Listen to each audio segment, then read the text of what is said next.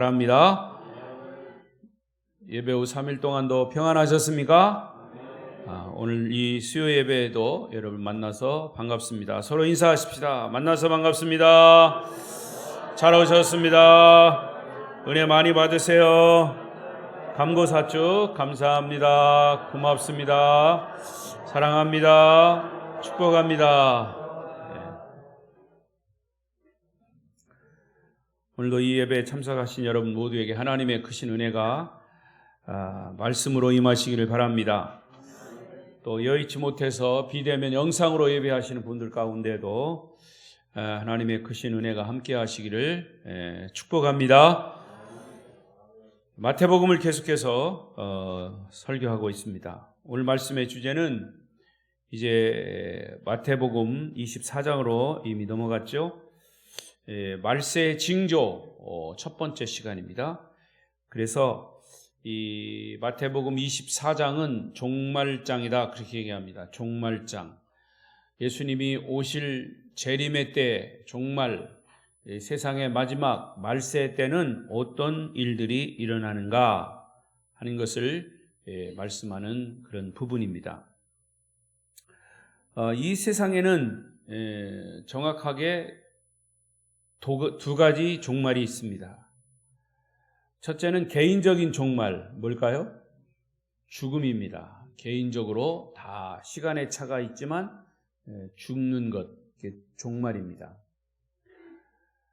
그리고 또 한 가지의 종말은 우주적인 종말입니다. 이것은 성경적인 말로 예수님의 재림을 말합니다. 굳이 종말을 또 한 가지로 이렇게 나누어 본다면 지역적인 종말이 있습니다. 지역적인 종말. 이를테면 성경에 나오는 소돔과 고모라 성의 멸망, 지역적인 종말입니다. 그리고 또 지역적인 종말을 말할 때 로마에 가면 폼페이라고 하는 도시가 있는데 과거에 거기에는 화산으로 그 도시가 순식간에 없어졌습니다. 그래서 지금도 폼페이라는 도시에 가면 그 화산으로 덮인 그 도시를 그 화산을 벗겨냅니다. 고고학자들이 와서 다 벗겨내. 지금도 벗겨내고 있어요. 그거 이제 거기에서 나온 것들을 보면 거기가 워낙 타락한 도시라 하나님이 그 옆에 있는 큰 산을 화산 폭발해가지고 그 도시를 확 덮어버렸어요. 그래서 어떤 사람들은 순전히 이제 뭐 술 먹고 타락한 성적인 타락. 그러니까 거기 폼페이라고 하는 도시 제가 가봤어요. 그럼 지금도 이 폼페이라고 하는 도시를 이 인터넷에 딱 치면 나옵니다. 그 사람들이 목욕탕에서 남녀가 섞여가지고 막 성적인 타락하는 그런 모습을 이 화산이 폭발함으로 한꺼번에 순식간에 덮쳤기 때문에 사람들이 목욕하는 모습 그대로 어린아이는 어린아이대로 어른은 어린대로 그대로 화석이 돼서 이제 발굴이 되고 있습니다. 뭐 그런 것은 폼페이라고 하는 지역적인 종말이죠. 뭐 등등의 지역적인 종말이 많이 있습니다. 성경은요 처음부터 끝까지 일관되게 말씀하고 있는 것이 뭐냐면 이 세상은 시작이 있다면 끝도 있다 이겁니다. 하나님이 세상을 창조하셨다면 마지막 끝도 있다. 그래서 이 세상은 어느 종교에서 말하는 원으로 되어 있는 게 아니에요. 돌고 도는 게 아니에요. 지구가 돌지 이 세상은 안 돌아요. 왜? 세상은 하나님이 창조하셨기 때문에 마지막 끝도 있어요. 심판이 있어요. 예수님의 재림이 있어요. 성경은 그것을 말하는 것입니다. 그리고 성경은 종말과 함께 심판이 있다고 거듭거듭 강조합니다. 인간이 죽으면 영원히 그냥 없어지는 것이 아니라 예수 믿은 사람은 천국으로 가고 믿지 않은 사람은 지옥으로 간다라고 성경은 지속적으로 말씀합니다. 그리고 이제 오늘 성경에 말씀하고 있는 것은 우주적인 종말, 예수님의 재림을 말하는 거예요. 그것은 곧 심판입니다. 그러니까 이것도 우주적인 종말, 예수님의 재림도 예수 믿은 사람은 구원이고 믿지 않은 사람은 심판, 멸망으로 나누어지는 겁니다. 그러니까 우주적인 종말 예수님의 재림은 아주 상관관계예요. 딱 동전 앞 뒷면과 같은. 베드로후서 3장 10절을 보십시다. 베드로후서 3장 10절 있습니까? 없어요? 거기 보면 마태복음 24장을 통해서 성경의 마지막 때 일어날 일, 말세에 관한 예언을 이제 나누게 될 텐데, 자, 그럼 여러분 성경을 찾아보십시다. 내가 보낸 것 같은데, 베드로후서 3장 10절입니다. 베드로후서 3장 10절. 베드로후서 3장 10절. 몇 페이지냐면 387쪽. 387쪽. 페이지가 좀 다를 수 있습니다. 베드로후서 3장 10절. 387페이지. 찾았습니까? 자, 읽어보겠습니다. 3장 10절 시작. 그러나 주의 날이 도둑같이 오리니 그날에는 하늘이 큰 소리로 떠나가고 물질이 뜨거운 불에 풀어지고 땅과 그 중에 있는 모든 일이 드러나리로다. 그때가 언제라고요? 그날이 언제예요? 주의 날이 언제예요? 예수님의 재림하는 날. 그러니까 이 베드로후서에서도 그렇게 증언하고 있고요. 일단 여러분 베드로후서를 그렇게 펴놓고 저를 보세요. 이게 마태복음 24장은 이 종말장인데 이 24장 예수님이 하신 말씀을 뒷받침하는 것들이 구약에도 나오고 신약의 다른 사도들의 이 서신에도 이렇게 나오는 겁니다. 그러니까 성경은 미래에 일어날 일에 대한 예언의 책입니다. 믿습니까? 예언의 책이라고도 얘기하고 하나님이 우리에게 약속한 약속의 책이라고도 말합니다. 더불어 이것을 계속 딴지놓고 반대하고 태클하는 그런 세력이 있어요. 이게 어둠의 세력, 사단의 세력. 그래서 마귀는 이 예언들을 자꾸 잘못 해석을 하게 합니다. 그래서 사람들을 유혹해서 이단으로 끌어들이거나 사람들을 타락하게 만들어요. 그런 일들을 지금까지 끊임없이 해오고 있습니다. 그래서 아까 찾은 베드로 후서 1장을 다시 보겠습니다. 1장 앞으로 와서 1장 19절. 예, 여기 나오네요. 자, 이제부터 나옵니다. 화면을 보세요. 화면을. 베드로후서 1장 19절 시작. 또 우리에게는 더 확실한 예언이 있어 어두운 데를 비추는 등불과 같으니 날이 새어 샛별이 너희 마음에 떠오르기까지 너희가 이것을 주의하는 것이 옳으니라. 여기서 샛별이 떠오르기까지라고 하는 말은 예수님이 재림하시기까지 이렇게도 해석할 수 있어요. 그런데 이것을 이제 여기서 샛별이라고 하는 이 단어를 이제 이단들이 잘 사용하는 겁니다. 이만이라든가 문선명이라든가 이따가도 얘기하겠지만 자기가 이렇게 샛별이라 떠오르는 샛별, 제2의 예수라는 거죠. 재림할 예수라는 겁니다. 그래서 너희가 이것을 주의하는 것이 옳다.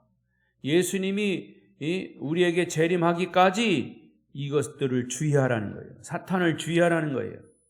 여러분 베드로 후서에 베드로 전서나 베드로 후서에 이런 이야기들이 특히 베드로 후서는 이런 마지막 때 일어날 일들을 조심하라고 합니다. 왜냐하면 가만히 생각해 보세요. 이 베드로는 사단이 유혹해가지고 예수님을 3번 부인하게 만든 그런 경력이, 이력이 있는 사람이에요. 그래서 베드로 전서, 베드로 후서를 쓸 때 그는 그것을 자기가 사단에게 도전받았던 것을 생각하고 쓴 거예요. 또 베드로 후서에서 보면 너희가 사단에게 틈을 보이지 마라 그랬어요. 틈을 보이지 마라. 틈을 보이면 그 틈새로 마귀가 끼어든다고 그랬어요. 그러니까 여러분 예배 드릴 때도 졸음의 틈을 보이면 마귀가 눈도 감게 하고 귀도 먹게 하고 설교자의 설교가 안 들리게 하는, 그게 틈입니다 여러분. 그게 틈이요. 그러니까 정신 차리란 말이죠. 예. 이 정신 차리지 않으면 순식간에, 요즘 졸기가 얼마나 좋아요. 마스크 딱 눈 가까이 가려가지고 눈만 살짝 감으면 조는지 자는지 잘 몰라요. 그러나 저는 안경 써가지고요, 그거 다 보여요. 예. 여러분 일자하고 영자가 안 보일 것 같습니까? 다 보이죠. 다 보입니다 저는. 여러분들이 웃을 때 이빨에 고춧가루 낀 것도 다 보여요. 다행히 마스크를 써서 안 보이서 그렇지. 그러니까 여러분, 제가 우스갯소리로 이렇게 얘기하지만 여러분, 사단은 그렇게 틈을 보입니다. 그러니까 요즘 바이러스라고 하는 이 틈을 통해서 사단이 역사합니다. 우리의 믿음을 막 흔들어요. 그러니까 주님이 다시 재림하시는 이 사건에 대한 기록, 이 말씀을 우리가 주의 깊게 관찰해야 합니다. 성경의 모든 예언은 어두운 세상을 비추는 등불과 같은 거예요. 이 1장 19절에 말씀한 것처럼 성경의 모든 예언은 세상을 비추는 빛이에요. 영적인 빛이에요. 그러므로 예언을 연구하는 것, 예언을 말씀 배우는 것, 말씀을 듣는 것, 이건 너무너무 중요합니다. 정신을 차리고 깨어 기도하라, 깨어 말씀을 묵상하라, 이런 말씀을 자꾸 강조한 것에 우리가 관심을 가져요. 그런데 우리가 믿음 생활하면서 이런 얘기를 숱하게 목사님들한테 부흥 강사를 통해서 많이 들어왔어요. 어떻게 보면 담임 목사도 그냥 반복해서 얘기해요. 그러다 보니까 반복하다 보면 거기에 대해서 무뎌져요. 그러니까 무뎌지는 것에 조심해야 됩니다. 여러분, 이 손도요, 농사하시는 분들이나 어떤 전문직에 있는 사람들, 기타 치는 사람들이요, 이 기타, 여기 기타 짓는 요거 보면 아주 이제 뚝살이 배겨가지고 감각이 무딥니다. 무뎌. 그러니까 그런 걸 조심해. 영적으로 무딘 것을 조심해요. 자, 베드로서 1장 20절. 또 사도 베드로가 예언을 대하는 태도에 대해서 말씀해. 이렇게 시작. 먼저 알 것은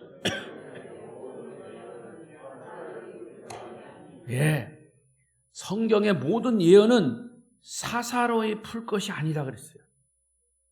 여러분, 이단이 생기는 것은 하나님의 예언을 사사로이 풀기 때문에 그래요. 사사로이 푼다는 말은 개인적인 생각, 개인적인 마음, 나름대로의 믿음, 이걸 가지고 푸는 거예요. 그러니까 이단들은 그 말씀을 조금 벗어나게 하면서 사람들이 잘 듣지 않던 그런 이야기들을 싹 끄집어내서 신천지에서 말하는 비유라든가 이런 것들을 사람들이 솔깃하게 듣는, 이게 사사로이 푸는 거예요. 여러분, 저는 성경을 이렇게 설교할 때 절대로 내 생각대로 얘기하는 거 별로 없어요. 성경이 뭐라고 말씀하는 거를 거기에 기울였어요. 내가 잘 모르는 거는 원서를 찾든가 하여튼 뭐를 찾든가 찾아가지고 기도하면서 사사로이 풀려고 하는 그런 마음이 절대 없도록, 성령의 감동이 되도록, 성령께서 역사하시도록 그렇게 말씀을 전하는 거예요. 그러니까 여러분, 집에서 주부가 밥을 해서 맨날 똑같은 밥, 똑같은 그 반찬 이거 해내도 어떤 때는 지겹죠. 그런데 그걸 지겨워하면 안 돼요. 그거를 맛있게 먹어야 가끔가다 특별식도 나오고 그래요. 그런데 맨날 특별식을 먹어보세요. 여기 기웃 저기 기웃, 이 음식점 저 음식점, 그게 맛이 있을 것 같아요? 영적인 것도 똑같습니다. 여기서 이상한 강사가 이상한 소리 한다더라, 거기 한번 가보자. 여기서 이상한 소리 한다더라, 거기도 괜찮다. 이렇게 여기저기 기웃거리면 영적으로 탈나요. 영적으로 병이 들어요. 그러니까 담임 목사가 기도하면서 말씀을 체계적으로 또 계속 그 똑같은 말씀이라도 그 말씀 안에서 풀어내는 것을 먹고 자라야 건강한 신앙이 되는 거죠. 할렐루야. 제가 잘한다고 하는 게 아니에요. 듣고 보니까 잘한다고 하는 것 같으네. 그러니까 성경을 성경 중심으로 풀지 않고 자기의 어떤 사상이나 철학이나 자기의 이성과 자기의 경험과 자기 목표를 가지고 인간적으로 성령의 도움 없이 풀어서 줄기차게 그것을 주장하는 자들의 누구냐? 이단들인 거예요. 그렇다면 종말에 대한 참된 신앙을 가진 그리스도인은 어떤 사람들입니까? 언제 어느 때든지 주님이 오실지 알지 못하지만 성경대로 주님이 재림하실 때가 가까웠다 하는 사실을 분명히 성경대로 믿고 열심히 천국 복음을 내가 복음 안에서 충만하고 복음을 또 다른 사람에게 전하는 사람들이 진짜 그리스도인임을 믿습니다. 자, 오늘 본문 3절을 다시 보십시다. 오늘 본문 3절. 시작. 예수께서 감람산 위에 앉으셨을 때에 제자들이 조용히 와서 이르되 우리에게 이르소서 어느 때에 이런 일이 있겠사오며 또 주의 임하심과 세상 끝에는 무슨 징조가 있사오리까. 자, 예수님께서 감람산에 올라가셔서 예루살렘을 보고 계셨습니다. 그리고 누가복음에서는 예루살렘을 보면서 우셨다고 그랬어요. 왜 우셨느냐? 예루살렘 성이 돌 하나 돌 위에 남지 않고 완전히 멸망할 것을 보면서 마음 아파하셨어요. 그러면서 예수님이 이 즈음에 마지막 때에 일어날 현상들을 말씀하신 거예요. 그게 마태복음 24장이에요. 그런데 돌 하나 돌 위에 남지 않고 철저하게 파괴된다라고 하는 이 예언하실 즈음에 제자들이 첫 번째 질문을 던졌습니다. 주님, 그러면 그런 일이 언제 일어납니까? 예루살렘 성이 무너지는 말세에는 언제 일어납니까? 이렇게 질문을 던졌습니다. 그리고 또 제자들의 질문 속에는 사실은 예루살렘 성은 약 82년 동안 그 예루살렘 성전을 지었어요. 그런데 이렇게 튼튼하게 잘 지은 이 성전이 무너진다라고 하는 것은 제자들은 상상을 못했습니다. 그런데 예수님이 말씀하는 그 의도와 제자들이 예수님의 그 말씀을 듣는 그런 것과는 사실은 차원이 달랐어요. 그래서 이 제자들은 예루살렘 성전이 언제 무너집니까? 이렇게 질문을 던졌을 때 예수님은 예루살렘이 AD 70년에 망할 것과 함께 이 세상의 마지막 때 주님이 재림하실 때를 병행해서 말씀하신 거예요. 그게 마태복음 24장입니다. 이게 사실 예수님이 하신 이 예언은 주 70년 예루살렘은 로마에 의해서 철저하게 파괴됐습니다. 거기에 완강하게 반항하던 유대인들, 결국 로마 티투스 장군에 의해서 예루살렘이 유대인들이 철저하게 파괴됐습니다. 그런데 그 당시에 또 어떤 일들이 일어났냐면 도시 전체에 있는 유대인들을 로마인들이 철저하게 굶겨 죽였습니다. 모든 식량을 다 차단시켰어요. 그런 전략을 세워서 사람들이 굶어 죽어간 거예요. 그런데 이런 사실들이 역사학자 요세프라고 하는 사람에 의해서 기록이 됐습니다. 유대 전쟁사에 이런 기록이 있습니다. 읽어보십시오. 제가 읽겠습니다. 기근이 온 도시에 덮쳤다. 집안에는 기아로 죽어가는 여자들과 아이들로 가득 찼고 길거리에는 늙은이들의 시체로 채워지고 아이들과 젊은이들도 기아로 몸이 퉁퉁 부어서 망령처럼 거리를 배회하다가 쓰러져 죽어갔다. 죽음 앞에는 눈물도 없고 할 말도 없고 깊은 죽음의 밤이 그 도성을 덮쳤고 그들의 눈은 성전을 향한 채 죽어 있었다. 이런 기록들이에요. 그리고 그 다음 기록들은 너무나 끔찍해서 다 읽어갈 수가 없었다는 겁니다. 어린아이들을 먹을 것이 없으니까 어린아이들을 가마솥에 그냥 집어넣어가지고 삶아서 먹는 일, 사람을 막 뜯어먹는 일, 너무나 잔인한 사건들이 거기에 기록되어서 말을 이어갈 수가 없는 거죠. 그래서 이 요세프에 의하면 그 당시 유대인이 9만 7천 명의 포로로 잡혀갔고 기아로 굶어 죽은 사람만 11만 명에 달했다. 지금 11만 명하고 그때 당시 11만 명은 엄청난 차이가 있는 거예요. 얼마나 철저하게 파괴되었는지 그 기록을 통해서 알 수 있습니다. 그러니까 사람들이 피할 곳이 없어서 성전으로 피했지만 그 성전 역시 돌 하나 돌 위에 남지 않고 완전히 파괴됐죠. 그러니까 성전으로 피한 사람들도 다 죽어간 거죠. 결국 예수님의 이 예언의 말씀이 100% 다 이루어진 겁니다.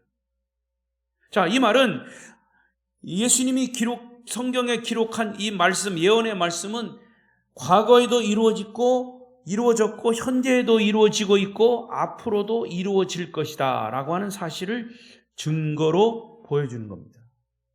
주님의 말씀은 1.1핵이라도 변함없이 이루어진다는 사실을 믿으시기 바랍니다. 자, 두 번째, 제자들은 예수님께 또 질문을 던집니다. 그러면 주님이 다시 오실 때 마지막 때에 무슨 징조가 있습니까? 어느 때에 이런 일이 있겠사오며 또 주의 임하심과 세상 끝에는 무슨 징조가 있습니까? 자, 예루살렘 멸망은 주님이 승천하신 이후에 있었던 일이죠. 그러나 주님의 재림과 마지막 날의 징조들은 지금까지 계속 진행되어 왔고 2000년이 지난 지금도 앞으로도 계속 일어날 일들을 말씀하시는 거예요. 어떤 징조냐? 자, 4절을 보겠습니다. 4절 시작. 예수께서 대답하여 이르시되 너희가 사람의 미혹을 받지 않도록 주의하라. 자, 말세에 일어날 첫 번째 징조는 뭐냐? 미혹의 영들이 나타나서 사람들의 믿음을 혼동시키고 영적으로 막 헷갈리게 하는 거예요. 방황하게 만드는 일들이 일어난다는 거예요. 특히 예수 믿는 사람들, 믿음을 가진 사람들이라도 넘어지게 하는 미혹의 영들이 나타난다고 그랬어요. 5절을 보십시오. 5절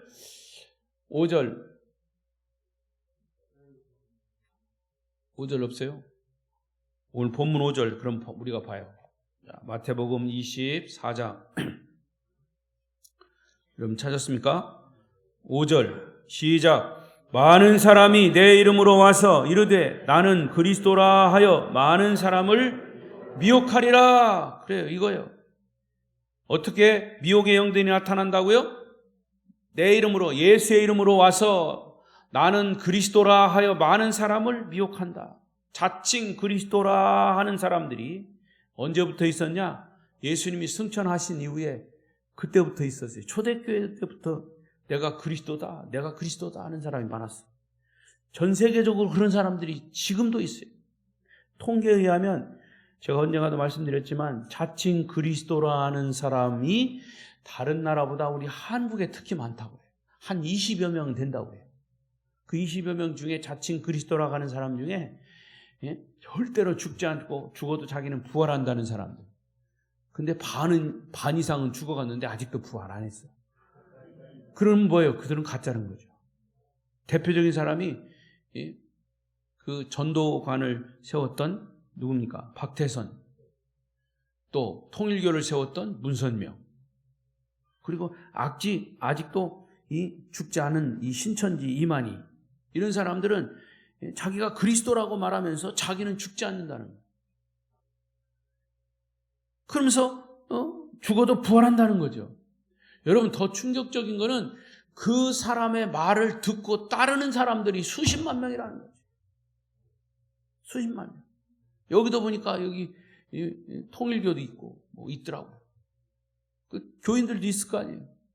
그런 사람들도 문선명이 부활할 것을 지금 믿는지 모르겠어.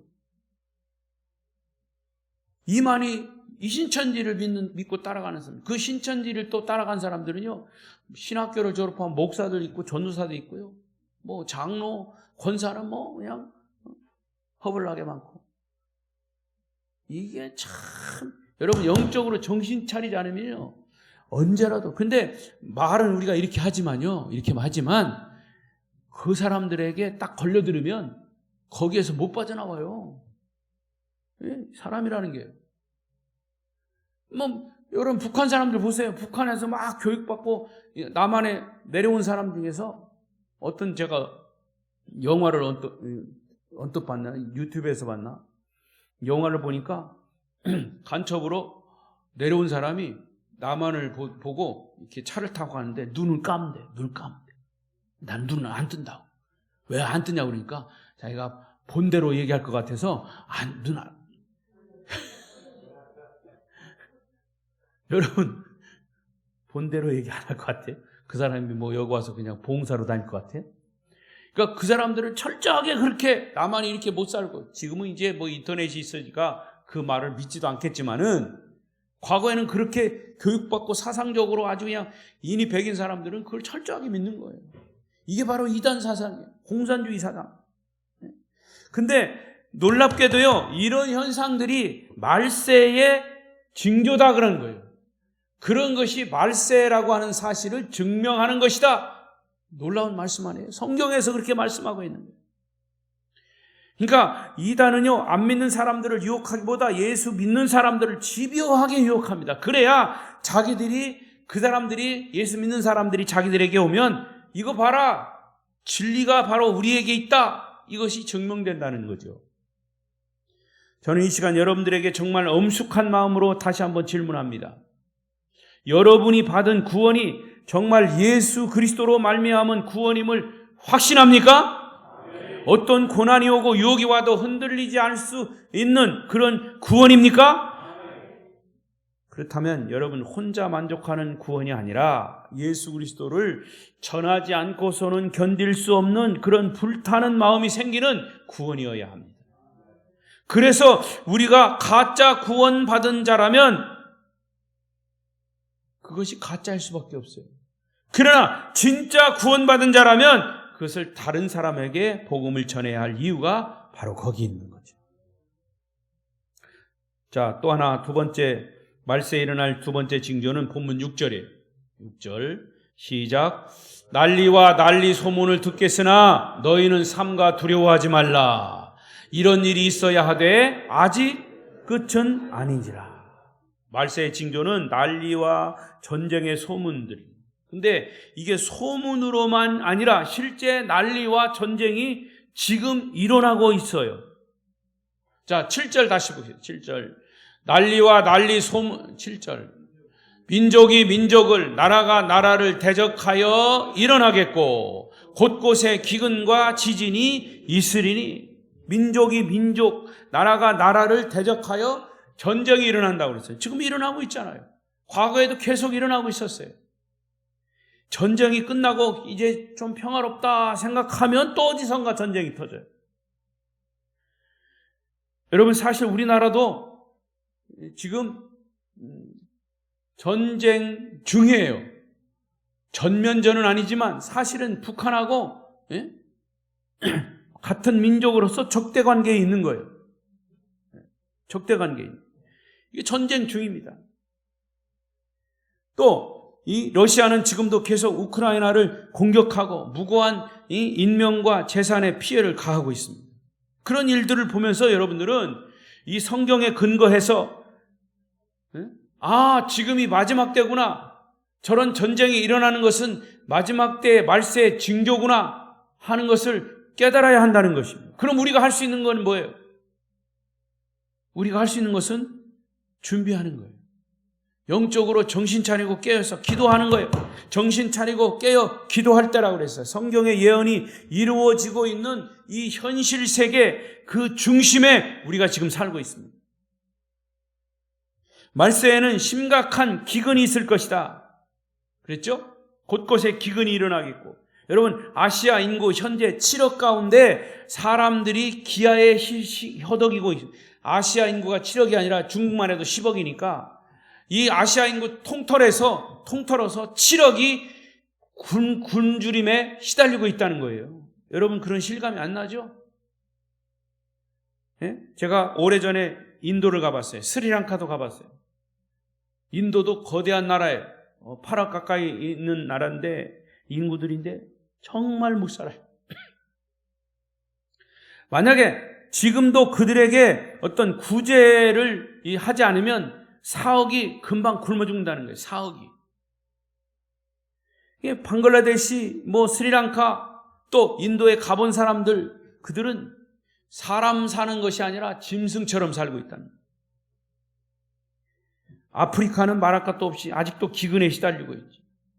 거기에 비교하면 우리는 먹는 것 때문에 걱정하지 않는 것이 얼마나 감사한 일인지 몰라요. 등 따스고 배부를 때 정신 차려야 돼요.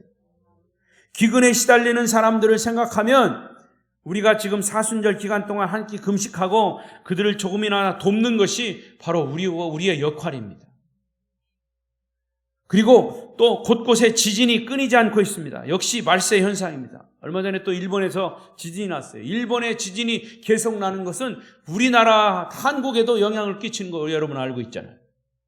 그러니까 이런 지진이 날 때마다 이게 말세 현상이구나. 근데 더 우리가 이 말씀을 보면서 깨닫는 것은 뭐냐면 이렇게 말세의 징조들이 나타나지만 그러나 아직은 때가 아니니라 그랬어요. 아직은 때가 아니다. 이 말을 뒤집어서 말하면 계속 일어날 일이 더 악한 이 현상들이 더 일어난다는 거예요. 앞으로도 계속 일어난다는 거예요. 지구에는 종말과 말세 현상, 그 중에 또 하나가 자원의 고갈이에요. 자원의 고갈. 이미 예고되고 있죠. 과연 지구상에 보존되어 있는 자원을 가지고 인류가 얼마 동안 이제 계속 이거 가지고 먹고 살 수 있을까? 또 인류는 환경 오염이라고 하는 절대 위기에 처해 있습니다. 오존층이 파괴되고 급속히 기후가 변화되고 그래서 자연재해가 갑자기 일어납니다. 한여름에 막 눈이 오고 또 한겨울에 막 더워가지고 이런 게 오존 파괴. 오존 파괴는 인간이 그 자연을 파괴하는 것 때문에 나타나는 거죠. 그러니까 지금 인간이 염려하는 모든 현상들은 예수님이 성경에서 예언하신 말씀 그대로 이루어지고 있다라고 하는 사실. 말세 현상들임을 우리는 잊지 말아야 합니다. 또 이런 일들도 하도 그냥 들어와가지고 숱하게 들어와가지고 또 우리의 영적인 것이 무뎌질 수 있습니다. 그리고 주님이 8절의 말씀대로 다시 보겠습니다. 8절 시작. 이 모든 것은 재난의 시작이다. 재난의 시작에 불과하다. 그러니까 아직도 재난이 계속된다는 거죠. 자, 또 말세에 일어날 세 번째 징조, 내면적인 것인데 본문 9절입니다. 9절 시작. 그때 사람들이 너희를 환난에 넘겨주겠으며 너희를 죽이리니 너희가 내 이름 때문에 모든 민족에게 미움을 받으리라. 저는 우리 대한민국에 태어난 한 가지만 것 가지고도 감사할 일이에요. 왜? 아직은 우리가 자유롭게 신앙생활을 할 수 있기 때문에. 예수 믿는다고 붙잡아가는 경우는 아직 없어요. 그러나 전 세계가 우리나라와 다 똑같지 않아요. 오히려 예수 믿는다는 것 때문에 붙잡혀가서 고문당하고 고문당하면서 죽고 이런 사람들이 이 세계에 얼마나 많은지 몰라요. 신앙의 자유가 있는 나라가 그렇게 많지 않아요. 그것도 유럽이라고 하는 이 기독교 국가들은 이제 믿음이 변질돼서 다 모슬렘화되고 있어요. 마호메트가 자기의 하나님이라고 생각하는 이 모슬렘들이 얼마나 많아지고 있는지 몰라요. 이것 역시 말세의 현상입니다. 자, 10절 보세요. 10절. 그때 많은 사람이 실족하게 되어 서로 잡아주고 서로 미워하겠으며. 여러분, 그리스도인들끼리 서로 고발하고 서로 다투고 시험에 드는 일이 있다는 거죠. 여러분, 제발 여러분 서로 다투지 마세요. 그러니까 여러분 다투는 거 보면서 이게 말세의 현상이구나 이렇게 깨달으시길 바랍니다. 그렇다고 말세 현상이라고 또 계속 서로 시기하고 질투해서는 안 되죠. 당장 이북에서도 예수 믿는 사람이 있으면 고발하면 붙잡아가 죽습니다. 그리고 11절 또 뭐라고 그랬어요? 11절 시작. 거짓 선지자가 많이 일어나 많은 사람을 미혹하겠다. 거짓 그리스도와 거짓 선지자는 좀 차원이 달라요. 자칭 선지자라고 하면서 이상한 짓들을 하면서 신비주의로 빠져가지고 교회를 혼동시키고 성도들을 미혹합니다. 이런 거짓 선지자들은 자기들이 하나님의 특별 계시, 직통 계시 받고 꿈에 주님이 나타나서 나에게 이런 얘기 한다더라. 이런 얘기라. 또 그렇게 직통계시 받은 사람들이 사람들을 모아가지고 내가 이런 하나님이 이런 계시를 받았다 이렇게 얘기하고 이상한 짓거리 하고. 근데 그렇게 말하는 사람들의 마지막은 뭐예요? 돈이에요. 이런 사람들은 특징은 저 기도원이나 도시 한복판에 요즘은 교회 이름을 걸어놓고 기성교회나 기성목회자들을 막 함부로 비판하고 자기들이 옳다고 주장합니다. 여러분, 그런 사람들 조심하십시오. 그리고 어디 은혜롭다, 어디 성경 공부한다 이런데 함부로 따라가지 마십시오. 만약에 따라가다가 저한테 걸리면 당장 모가지 잘릴 거예요. 예? 조심해야 됩니다. 영적으로 잘린단 말이에요. 다른 사람들 막 미혹해가지고 만약에 가고 싶으면 담임 목사한테 검사 맞고 가요. 거기 진짜인가 가짜인가. 그리고 자기가 은혜 받았다고 다른 사람 끌어들이지 마, 함부로. 지금 그런 게 얼마나 많은지 몰라요. 그러니까 이런 게 바로 거짓 선지자들이에요. 거짓 선지자들. 거짓 선지자들은 기성교회를 파괴하려고 하는 불손한 의도가 있어요. 정통 교인들, 정통 기독교를 계속 공격합니다. 그래서 목사의 비리가 있으면 그 비리들을 자꾸 캐내고 교회의 비리 자꾸 들춰내고. 물론 교회들이 또 목회자들이 각성해야 되는 건 틀림없어요. 잘못하는 거 회개하는 것은 틀림없지만 그런 것을 들춰내가지고 막 비판하면서 자기들이 옳다고 주장하는 거는 이게 거짓 선지자들이에요. 아주 특징 중에 하나. 여러분, 어느 개인이든 어느 단체든 기성교회를 비판하는 사람들을 조심하십시오. 거짓 선지자들의 확률이 높아요.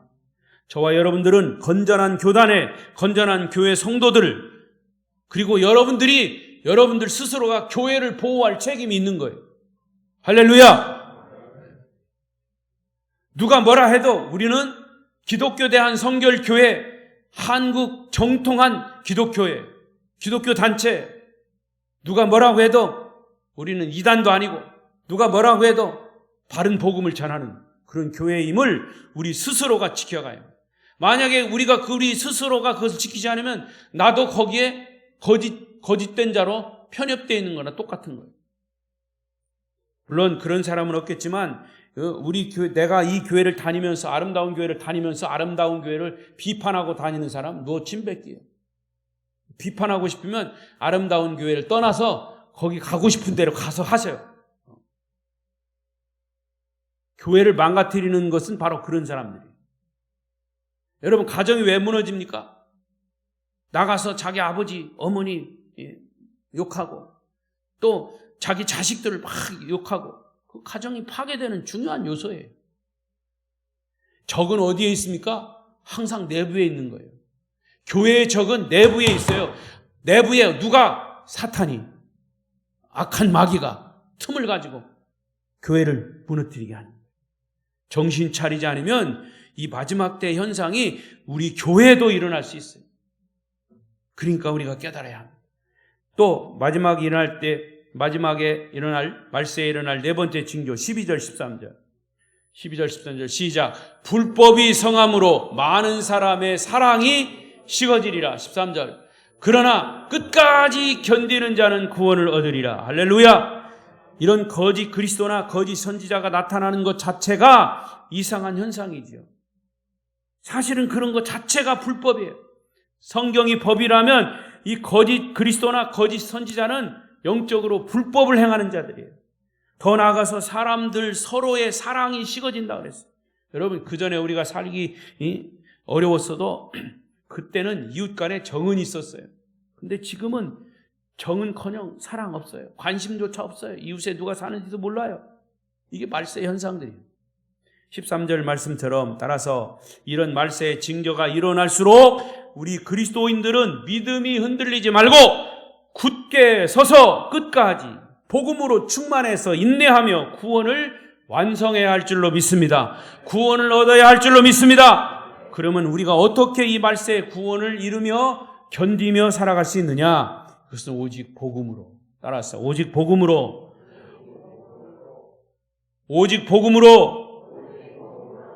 복음 충만으로 복음으로 충만한 교회. 그렇습니다. 여러분, 이제 우리의 믿음을 고정시켜야 합니다. 여기저기 왔다 갔다 하면서 이곳 저곳 기웃거리지 말고 신앙의 뿌리를 내리지 못하면 우리의 믿음은 끝까지 견디지 못해요. 지금은 미혹의 시대이기 때문에 악한 영, 미혹의 영이 우리의 신앙을 흔들려 할 겁니다. 그러니까 우리는 말씀에 굳건히 서야 하고, 예수 믿고 구원받는 것으로 만족하지 말고 이제 예배에 성실히 참석하고 강단에서 선포되는 말씀을 붙잡고 기도에 게으르지 말고 경건 훈련을 꾸준히 인내하며 쌓아가야 할 줄로 믿습니다. 어떤 경우든지 마지막 때까지 믿음을 지키고 견디는 성도가 최후의 승리자가 되고 구원의 완성을 이룰 것입니다. 그래서 14절이 오늘 말씀의 결론이에요. 시작. 이 천국 복음이 모든 민족에게 증언되리기 위하여 온 세상에 전파되리라. 그제야 끝이 오리라. 말세에 우리가 해야 할 일은 뭐예요? 복음을 전파하는 거예요. 때를 얻든지 못 얻든지 전파해요. 여러분, 일에 바쁘나 절에 바쁘나 바쁘긴 마찬가지예요. 예수님 때문에 바쁘시길 바랍니다. 복음 전하는 것 때문에 바쁘시길 바랍니다. 교회 와서 1시간 예배드리고 주님과 영적인 만남을 갖는 것보다 더 귀한 시간이 어디 있어요? 저는 이렇게 생각해요. 여러분 어떻게 생각할지 모르지만 교회 와서 1시간 예배드리는 것이 우리의 육신도 쉬고 영혼도 쉬는, 너무 쉬다 보니까 그냥 잠이 들어서 그렇지. 그래도 졸아도 교회 와서 조는 거 괜찮아요. 근데 이왕 왔으면 말씀 잘 들어야 좋죠. 이왕. 이 시간보다 더 값진 시간이 어디 있어요? 어디 가서 이런 말씀을, 하나님의 말씀을 듣겠습니까?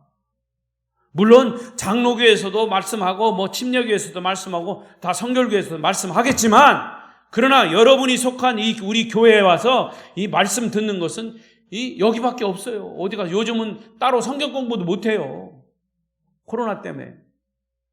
어차피 우리는 시간의 차이만 있을 뿐 언젠가는 이 세상을 떠날 텐데 각자의 시간을 잘 관리하십시오. 그리고 나는 주님을 전한 전도의 열매는 얼마나 있는가. 우리가 나중에 주님 앞에 서면 너 열매 내놓으라고 주님 말씀하실지 몰라요. 어떤 부흥 강사처럼 그냥 겨우 구원에 개털 모자 쓰고 그냥 나도 겨우 구원받아서 나도 겨우 구원받았습니다.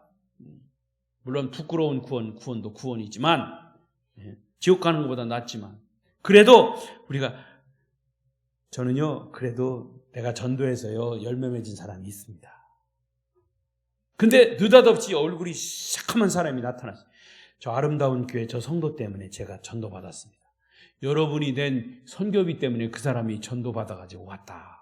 할렐루야.